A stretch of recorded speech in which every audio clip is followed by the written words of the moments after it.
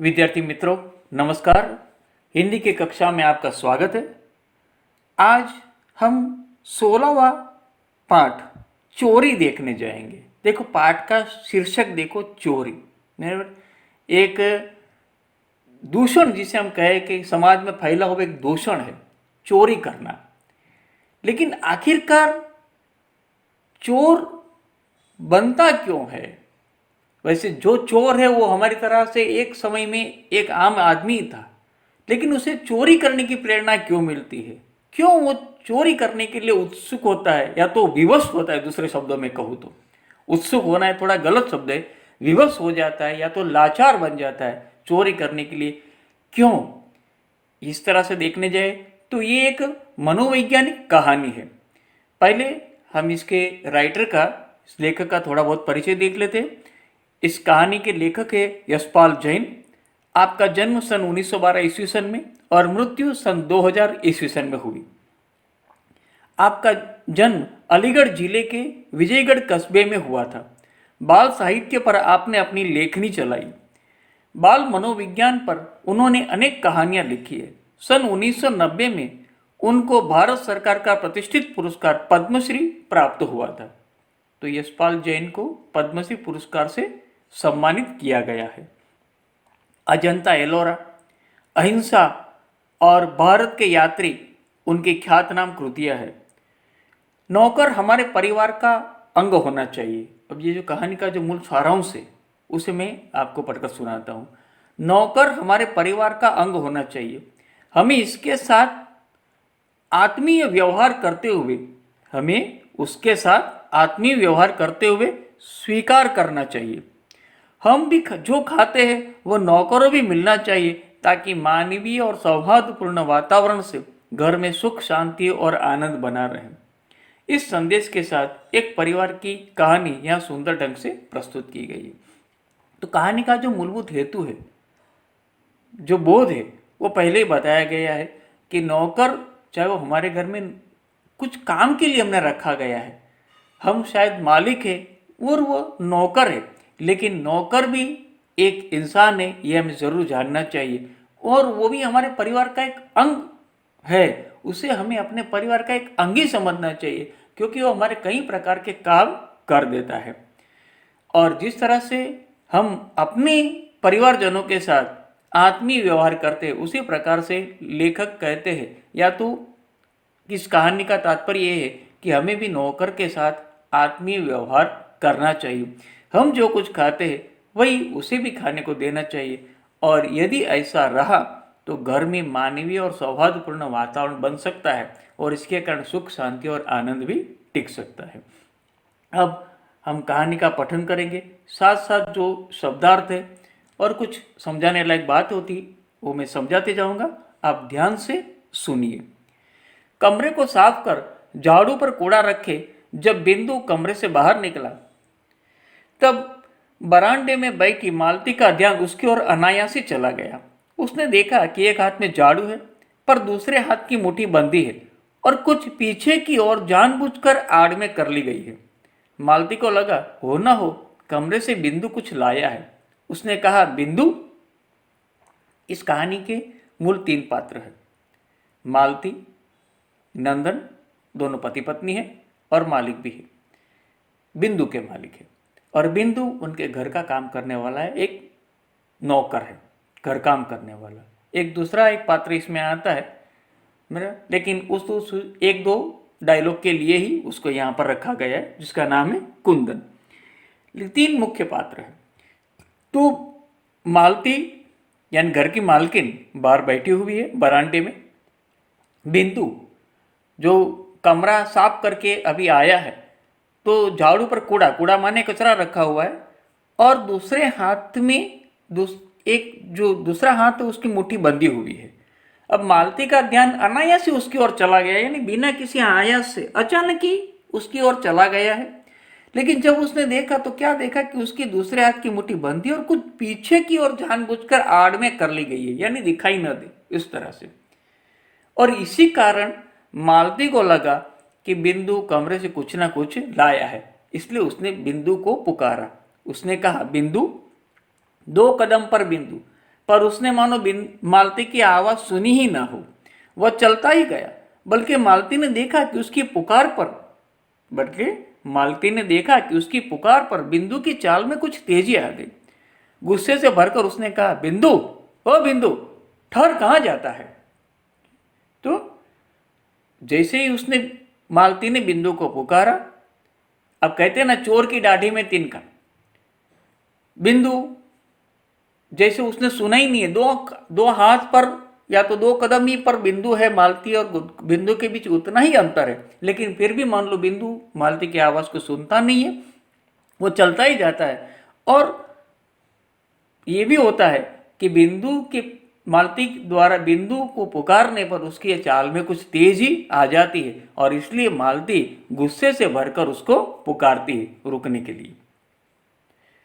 इतना कहना ही था कि बिंदु तो दौड़ने लगा। वह गया। मालती के संदेह को पुष्टि के लिए यह सब काफी था। उसने तेजी से कहा, सुनते हो जी, देखो बिंदु कुछ लिए जा रहा है, जल्दी आओ। तो होता ही है कि जब मालती ने कुछ संदेह से बिंदु को पुकारा, लेकिन बिंदु उसकी बात सुनता नहीं, उसकी आवाज को सुनता नहीं, उल्टा उसकी चाल में तेजी आती है, और मान लो झटपट वो घर से बाहर निकलता जाता है, जहां कूड़े फेंकने के लिए शायद जा रहा है। और उसकी चाल में इतनी तेजी से मालती के संदेह को पुष्टि मिल जाती है। पुष्टि मिलना मतलब समर्थन मिलना। उसका जो संदेह था वो मान लो पक्का हो जाता है कि उस बिंदु घर से कुछ उठा लाया है और वह लिए जा रहा है। इसलिए घर में जो उसके पति बैठे हैं, उसे वो पुकारती और कहती है कि सुनते हो जी, देखो बिंदु कुछ लिए जा रहा है, जल्दी आओ।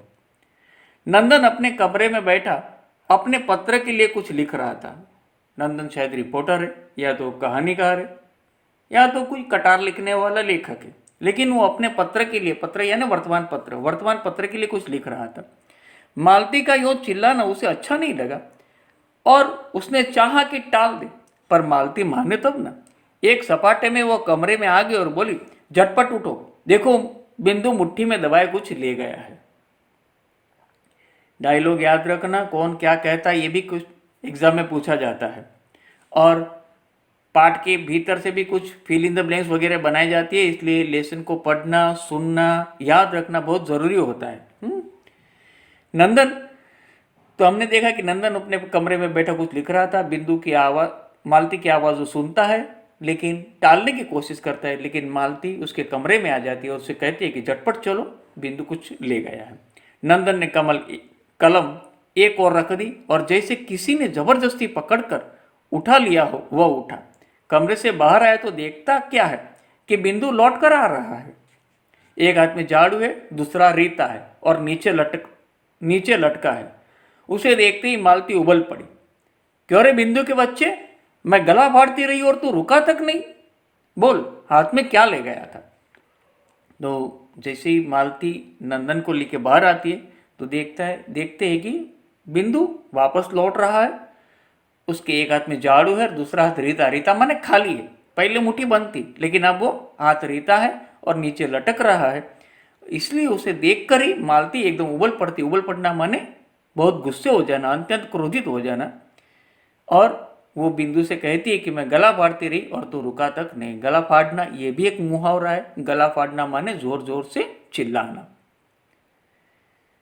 बिंदु का चेहरा फक माने एकदम निस्तेज।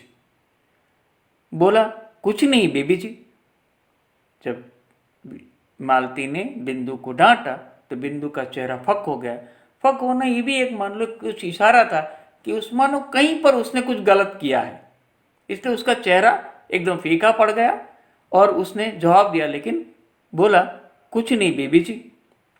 झूठा कहीं का, क्यों रे, तेरे हाथ में कुछ नहीं था तो मेरे पुकारने पर फिर तू रुका क्यों नहीं? मालती ने रोषपूर्ण स्वर में पूछा। बिंदु से बोला नहीं जा रहा था, कहे तो क्या कहे। तब नंदन आगे बढ़ा, बोलो घबराओ नहीं। बोला, घबराओ नहीं, सच बताओ कि क्या ले गए थे। अब बिंदु से मालती पूछताछ करती है, लेकिन रोषपूर्ण स्वर में पूछताछ करती है, इसलिए बच्चा है, घबरा गया है। इसलिए नंदन आगे आता है और पूछता है प्यार से कि तुम जरा भी घबराओ नहीं, सच बताओ कि क्या ले गए थे। सच बाबूजी, मेरे हाथ में झाड़ू थी और कूड़ा था। फिर वही झूठ, मालती ने चिढ़कर कहा।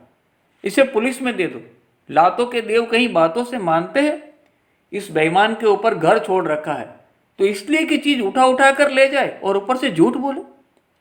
मालती एकदम क्रोध में अपने आप से बाहर है और इसीलिए वो कहते हैं कि इसे पुलिस में दे दो, लातों के देव कहीं बातों से मानते। ये कहावत है, लातों के देव बातों से नहीं मानते। मतलब जो गुनहगार हो तो वो अच्छी बातों से या तो अच्छे वर्ताव से उनमें कोई सुधार नहीं आता है। बुरे लोगों के साथ अच्छा व्यवहार करने पर भी वो नहीं मानते। और दूसरा इसका मतलब ये भी निकलता है कि जैसा व्यक्ति वैसा व्यवहार करना चाहिए। यदि लातों से मानने वाला व्यक्ति है तो बातों से नहीं मानता है, इसलिए उसे लात ही पड़नी चाहिए।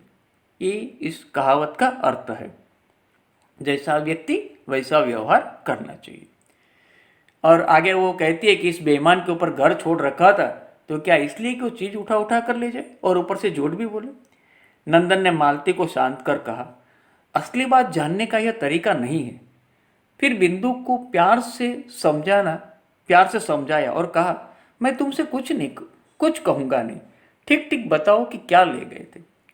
किंतु बिंदु घबराया सा, खोया सा धरती की ओर देखता रहा और नंदन का बहुत आग्रह हुआ तो उसने इतना ही कहा, मैंने कुछ लिया है। अब वो छोटा बच्चा है, उसकी मालकिन उसके डांट रही है, इसलिए वो डांट के कारण एकदम वो घबरा गया है और शायद पहली बार उसने कुछ ऐसा काम किया, इसलिए एकदम शर्मिंदगी महसूस करता है। धरती की ओर देखता है, नजर उठाकर सामने देखने की भी उसकी ताकत नहीं रही है। इसलिए लेकिन जब नंदन बहुत आग्रह करता है तो कहता है कि मैंने कुछ लिया है। नंदन फिर भी खींचा नहीं। यहाँ पर खींचना माने झुंझलाना, झुंझलाना माने एक तरह से हम देखा जाए तो एकदम गुस्से से आकर अपने आप से बाहर हो जाना। लेकिन नंदन शांत है। बिंदु कहता है कि मैंने कुछ लिया है, तब भी वो खींचता नहीं है, गुस्से नहीं होता या तो झुंझलाता नहीं। बोला, अच्छा चल देखो तू कूड़ा कहाँ फेंक आया है। ये वाक्य कौन बोलता है? नंदू बोलता है, सॉरी नंदन बोलता है कि अच्छा चल देखो तू कूड़ा कहाँ फेंक आया है। बिंदु पहले तो कुछ ठिठका, ठिठका माने रुकना, ठिठक ठिठक कर चलना माने रुक रुक कर चलना, एकदम से तैयार ना होना। अनंतरम मीन्स उसके बाद मुड़कर चुपचाप आगे हो लिया। नंदन और मालती ने वह जगह देखी पर कुछ नहीं दिखा। नंदन ने कहा, बिंदु यूं हैरान करने से क्या होगा, बता क्यों नहीं देता कि क्या लाया था। नंदन बड़े प्यार से बिंदु को समझाता है और समझाने की कोशिश भी करता है, उसे सच जानने की कोशिश करता है। बिंदु के होठ खुले, कुछ कहना चाहता हो पर फिर बंद हो गए। हाँ कहो, रुक क्यों गए? नंदन ने शांत स्वर में कहा। बाबूजी। बिंदु फिर चुप। शाबाश, कहो कहो। बाबूजी, थोड़ी सी मेवा नीचे पड़ी थी, मैं उठा लाया। बिंदु कह तो गया पर जैसे वह अनुभव कर रहा हो कि दुनिया का जाने कितना गहरा पाप उसने कर डाला है।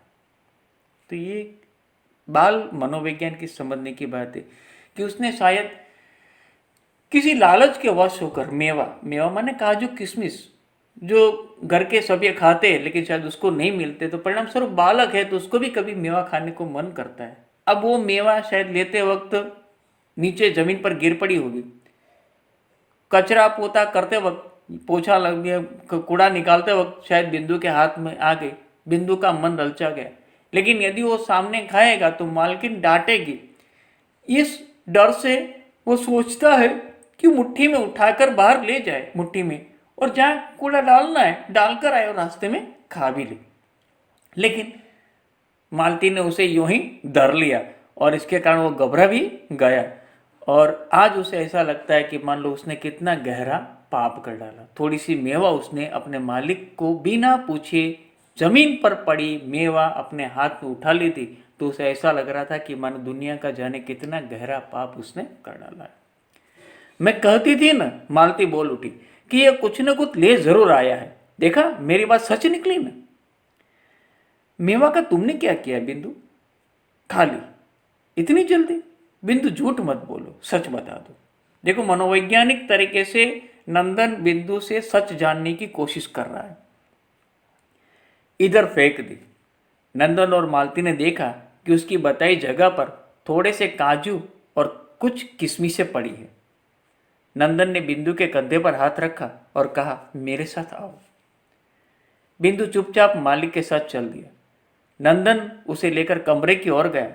मालती ने कहा, आज इसने मेवा ली है, कल कल को कुछ और उठा ले जाएगा। एक बार जो नियत बिगड़ी तो फिर क्या हाथ रुकता है? ये यहाँ पर नियत मानी गुजराती में हम एक शब्द कहे तो दानत, दानत बिगड़ना, बराबर। तो या तो ईमान बिगड़ना। मालती को अभी भी डर बना है, या तो ये उसकी सोच है कि वो कहती है कि बिंदु की नियत बिगड़ी है, आज थोड़ी सी मेवा ली है, कल कुछ और ले लेगा, क्योंकि एक बार जो आदत पड़ गई सो जाती नहीं है। तो इसलिए वो ऐसे कहती है कि एक बार जो नियत बिगड़ी तो फिर क्या हाथ रुकता है? हाथ रुकना माने चोरी करने से अटकता है, ऐसा। नंदन ने पत्नी की बात सुनी अनसुनी कर दी। सुनी अनसुनी करना यह भी एक मुहावरा है, ध्यान न देना। बिंदु को साथ लेकर कमरे में गया और कनस्तर खोलकर उसमें से एक मुट्ठी मेवा उसके हाथ में देते हुए बोला, बिंदु लो, खा लो। कनस्तर माने टीन का एक डिब्बा जिसमें ऐसी कुछ चीजें हम भर के रखते हैं। पति के इस नरमी के व्यवहार से मालती आग बबूला हो गई। आग बबूला माने बहुत क्रोधित हो जाना। बोली, ऐसे ही तो नौकर बिगड़ते हैं। उसे कुछ कहना तो दूर, उल्टे उसकी खुशामद कर रहे हो। यहां पर नंदन प्यार से, मनोवैज्ञानिक ढंग से बिंदु के भीतर जो चोरी करने की भावना ने जन्म लिया था उसे दूर करने की कोशिश करता है, उसे सच जानने की कोशिश करता है। मालती उससे उल्टा व्यवहार करती है, इसलिए उसे कहते हैं कि तुम उसे डांटते तो नहीं हो, लेकिन उसकी खुशामद करो। खुशामद करना माने यहाँ पर, वैसे खुशामद करना माने चापलूसी करना, लेकिन यहाँ पर नंदन चापलूसी नहीं कर रहा है, वो उसे थोड़ी सी मेवा देकर उसके मन से चोरी की जो भावना पैदा हुई थी उसे दूर करने की कोशिश कर रहे हैं। लेकिन शब्दार्थ में देखने जाए तो खुशामद करना माने चापलूसी करना। नंदन मुस्कुराया, या तो झूठी प्रशंसा करना, खुशामद करना। नंदन मुस्कुराया, बोला, मालती चोर बिंदु नहीं है। यह खास तौर पे सुनने की बात है। नंदन मुस्कुराया, बोला, मालती चोर बिंदु नहीं है, हम हैं। हम क्यों ऐसी चीजें खाए जो सबको नहीं मिलती? इसी से तो चोरी की भावना को जन्म मिलता है। हम लोग रोज मेवा खाते हैं, एक दिन इस बेचारे का मन चला आया और थोड़ी सी ले ली तो क्या हो गया? यहीं पर जो मैंने पहले बात की कि आखिरकार चोर पैदा क्यों होते हैं? कोई भी व्यक्ति बचपन से चोर नहीं है, बचपन से गुनहगार नहीं है। वो गुनहगार क्यों बनता है? तो सामाजिक ये जो विषमता है वो उसे कुछ गुनाह करने के लिए प्रेरित करती है, और फिर वो गुनाह करते करते उसमें धंसता चला जाता है और गुनहगार बन जाता है। तो इसीलिए नंदन कहता है कि बिंदु चोर नहीं है। चोर कौन है? चोर हम है कि जो हम मेवा खाते हैं लेकिन बिंदु को नहीं देते। एक नौकर है इसलिए उसे हम नहीं देते, इसलिए उसका मन मेवा खाने के लिए चला आया। मालती, यह बात नाराज होने की नहीं, सॉरी मैं थोड़ा आगे बढ़ गया। तो क्या हो गया? मैं कब कहती हूं कि कुछ हो गया? बात मेवा की नहीं है, नियत की है। इसका जी चला था तो मांग लेता, मैं न देती तब कहता। घर में 50 चीज रहती है, यो तो जिस पर मन आएगा उठा कर ले जाएगा, और एक दिन यही होना है, वह न करेगा तो तुम करवाओगे। देखो, मैंने कहा कि बिंदु मालती बहुत गुस्से में है, वो अपने आप से बाहर हो गई है, और इसीलिए एक छोटी सी बात को बड़ा सा तुक बना डाला है उसने। नंदन उसे भी समझाने की कोशिश करता है, लेकिन वो मानती नहीं, कहती है कि बात मेवा की नहीं है, बात नियत की है। और एक बार उसकी नियत बिगड़ गई है तो घर में से कोई ना कोई चीज वो उठाता रहेगा, और अपने पति से भी कहती है कि यदि तुम इस तरह से इसकी खुशामद करते हो, इसका मतलब है कि यदि ये नहीं करेगा तो तुम उसे करवाओगे। मालती यह बात नाराज होने की नहीं, सोचने की है।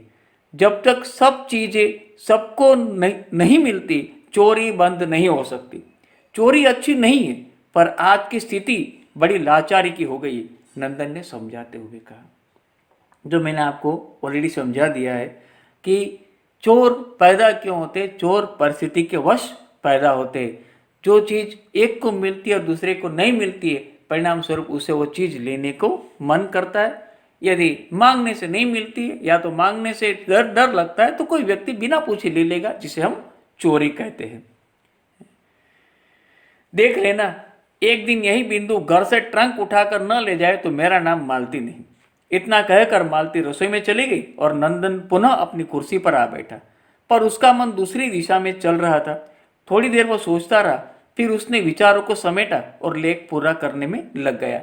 विचारों को समेटना माने जो उसके मन में विचार आ रहे थे उसको बंद कर देना और जो काम कर रहा था उसमें मन लगा देना। लेख पूरा हुआ तो काफ़ी देर हो चुकी थी। वह उठा और सीधा रसोई में पहुंचा। देखता क्या है कि मालती सील पर चटनी पीस रही है। चटनी जो पत्थर पर पीसो उसे सील कहते हैं। सील पर चटनी पीस रही है। नंदन ने कहा, बिंदु कहाँ है? मैं क्या जानूं, तुम जानो और तुम्हारा लाडला बिंदु जाने। मालती का गुस्सा आज भी अभी भी उतरा नहीं। उसे निकाल दिया? निकालने वाली मैं कौन होती हूँ? कब से नहीं है, तभी से चला गया था। नंदन थोड़ा हैरानी में पड़ा। हैरानी में पड़ना माने परेशान होना। मालती ने पुनः कहा, तुम यहाँ के नौकरों को जानते नहीं, अपने घर में भी उनका हाथ नहीं रोकता।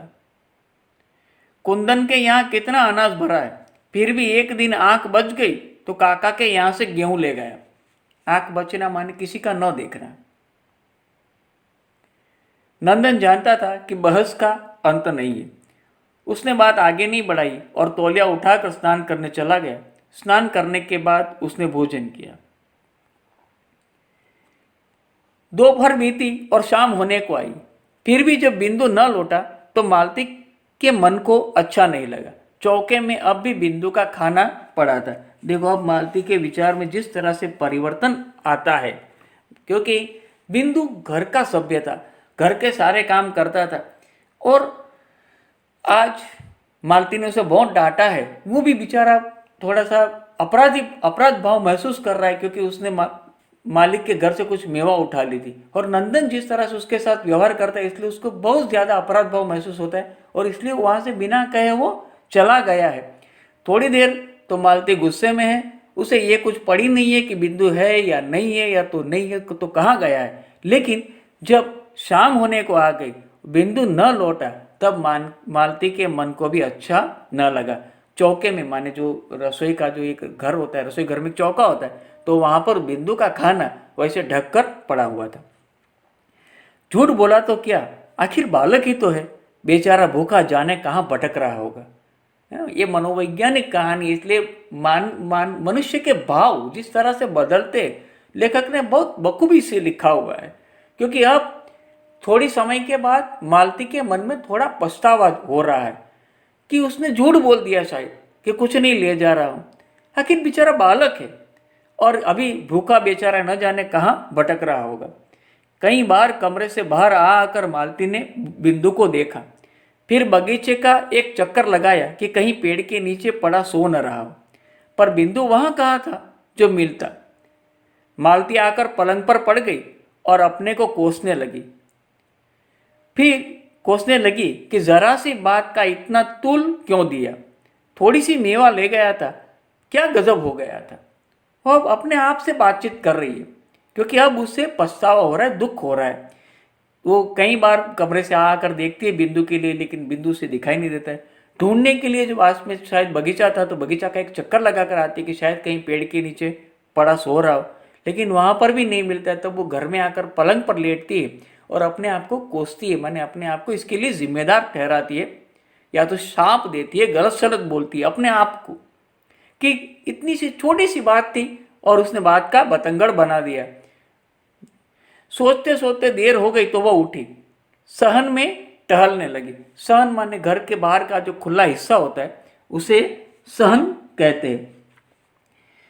टहलने लगी। इतने में कुंदन उधर से निकला तो मालती ने उत्सुकता से पूछा, कुंदन तुमने बिंदु को देखा है क्या? कुंदन जो पास के घर में किसी का इस तरह से काम करता है, वो वहां से गुजरा। तो उसने कुंदन से पूछा, मालती ने, कि तुमने बिंदु को देखा है क्या? बिंदु? कुंदन बोला, अरे वो तो नदी वाली कोठरी में पड़ा है। मालती तत्काल पैरों में चप्पल डालकर बाहर हो गई। लौटी तो बिंदु उसके साथ था। बाह पकड़कर नंदन के कमरे में ले गई और बोली, देखो देखी तुमने इसकी बात? यहां से गया तब से वहां कोठरी में पड़ा है। नंदन ने कहा, क्यों रे, वहां क्या कर रहा था? बिंदु चुप। मैं पूछता हूं वहां क्या कर रहा था? फिर चुप। अरे बोलता क्यों नहीं, मुंह में जबान नहीं है क्या? बिंदु की आंखें डबडबाई माने रुआ सा हो गया बिंदु। मालती ने कहा, इसका पागलपन देखो, सवेरे से कुछ नहीं खाया और भूखा प्यासा वहां पड़ा रहा। चल खाना खा। नंदन के कुछ कहने से पहले ही वह उसे चौके में ले गई और स्वयं परोसकर उसे खिलाने लगी। बोली, भरपेट खा लेना, भूखा मत रहना। नंदन ने पत्नी की बात सुनी और एक प्रसन्नता भरी मुस्कुराहट उसके चेहरे पर दौड़ गई। तो मित्रों, यही एक नौकर के साथ का उचित व्यवहार है। आपके साथ जो कोई व्यक्ति काम कर रहा है, किसी परिस्थिति के वश वो आपका नौकर बना है और उस परिस्थिति में उसको अच्छे ढंग से संभालना, प्यार से उसके साथ आत्मीयतापूर्ण व्यवहार करना, हम जो खाते वो इसे खिलाना, तो हो सकता है कि वो व्यक्ति कभी नौकर या तो कुछ और काम करेगा, लेकिन प्रामाणिकता से काम करेगा, कभी चोर बनेगा नहीं। यहाँ पर कुछ शब्दार्थ दिए गए, फिर मुहावरा है और कहावत है जो आप पढ़कर याद कर लेना।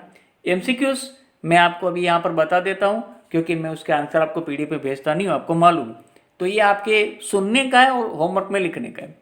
मालती की आवाज़ सुनकर बिंदु की चाल में खाली जगह। क्या हो गया? मैंने पूरा लेसन पढ़ा, शुरुआत में ही आया है, तेजी आ गई। आंसर क्या है? तेजी आ गई।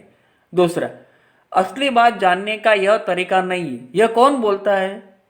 कौन बोलता है? असली बात जानने का यह तरीका नहीं है, नंदन।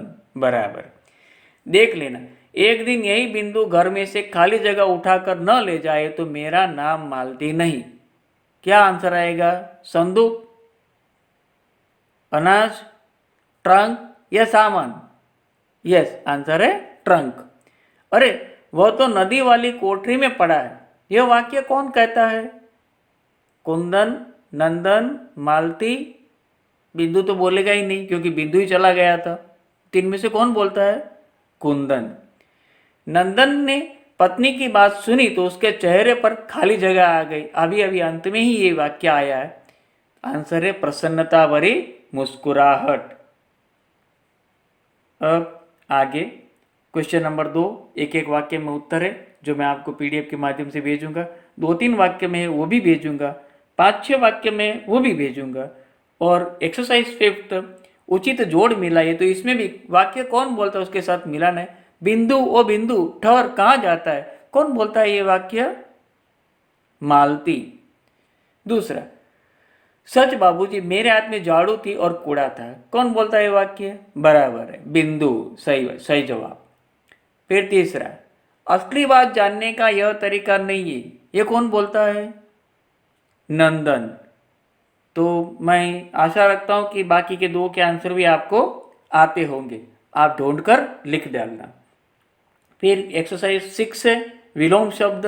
बेईमान तो ईमानदार, मालिक तो नौकर, असली नकली, झूठ सच। और भाववाचक संज्ञा बनानी है तो बच्चा से बचपन, मुस्कुराना मुस्कुराहट, लड़का लड़कपन, प्रसन्न प्रसन्नता, बूढ़ा बुढ़ापा, पागल पागलपन और चोर से चोरी। तो ये भाववाचक संज्ञाएं थी और आशा स्पष्ट मैं आपको पीडीएफ के माध्यम से भेज रहा हूँ। आशा रखता हूँ कि आपने पिछले जो 2 लेसन्स मैंने आपको भेजे थे वो सब लिख लिए होंगे, आंसर भी लर्न कर लिए होंगे। और अब ये तीसरा लेसन है और कुल मिलाकर हमारे यूनिट टेस्ट का जो सिलेबस है वो यहाँ पर खत्म भी होता है। 3 लेसन हमने यूनिट टेस्ट में रखे हैं, 13, 14 एंड 16। आप इसे नोटबुक में लिख डालना CW में और लर्न कर डालना। Thank you.